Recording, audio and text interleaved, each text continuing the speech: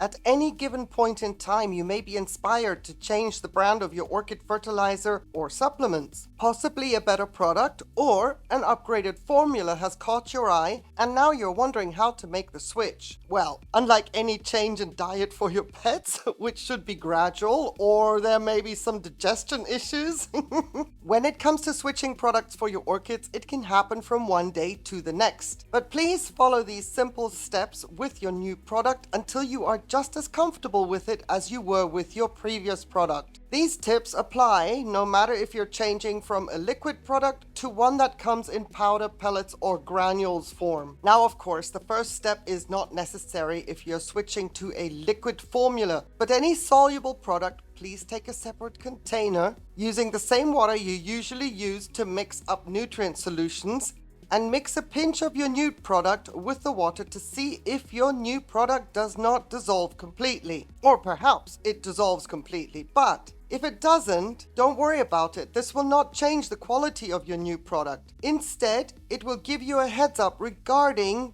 it may clog up the tiny holes of a mister or any misting installation you have set up for your orchids, should you want to use it as a foliar feed as well as in your pots. To be on the safe side, check and see if your new product takes a while to dissolve, which often can be the case. And if it does dissolve completely, then you know it won't be clogging up any nozzles. The next step is to take your usual quantity of water that you mix your nutrients in and start to add your new product into the water in small increments. And after each increment, mix it through really well. In this example, you can see that after a few minutes, there is still undissolved residue at the bottom of the bucket, and we will keep an eye on that. But now, after adding small increments into your water and stirring it, after each increment, you need to check the TDS of your water to see how your product quantity has raised the parts per million. This gives you a great insight into how concentrated your new product is.